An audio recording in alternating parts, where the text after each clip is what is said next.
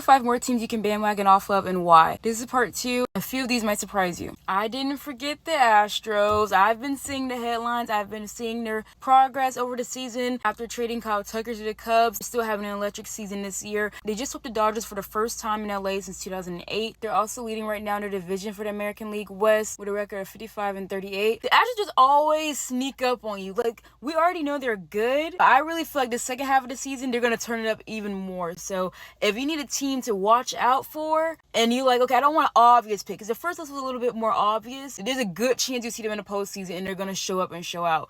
The Astros are definitely one of those teams. I also didn't forget about the Tigers. Now, this team, a lot of people still might not be catching up on yet. If you don't know Tarek Skubal, if you don't know Riley Green, and if you don't know Jack Flaherty, go look them up right now and hop on their bandwagon. Not only was Tarek Skubal the AL Cy Young Award winner last year, but he might be going back-to-back this year. Look up the list of his accomplishments. He is one of the best pitchers in the game, if not the best. Riley Green is really great for spiking up that offense as well. And they just have so many pieces right now that if they keep it up, you might be seeing them in World Series contention. Like, I would not be surprised if I see them there. They have what it takes. It's just, can they continue it? Blue Jays are now leading the AL East. Next spot from the Yankees, as I mentioned in the first video. Of course, I have Vladimir Guerrero Jr., but also look out for the names Addison Barger and George Springer. They have been electrifying as well. I wouldn't be surprised if you see them sneak up in the postseason as well, so definitely keep an eye out on them. Cincinnati Reds, I think Ellie De La Cruz, the speed he gives off around the bases is just phenomenal. And not only that, take a look at their pitching.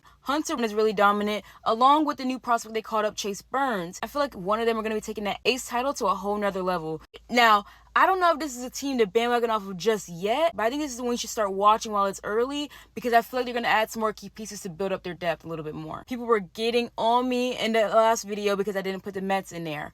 Here we go. But no, I really do think the Mets are a really good franchise.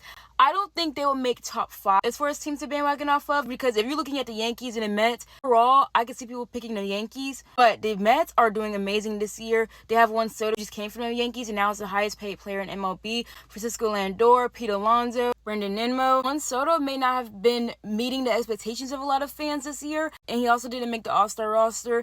But trust me, I feel like that's going to be fuel to the fire, and he's going to spike it up very soon. You might want to pay attention to the Mets. They are my division rival, but I have to give credit when credit's due. Those are 10 teams in total to look into. If you're a new fan or a current fan and want to see who else you want to bandwagon off of, let me know if you guys want me to do an underdog list so that we can look at some teams that you might can choose just because they're the underdog. They might end up turning it on a little bit later. We love stories like those as well.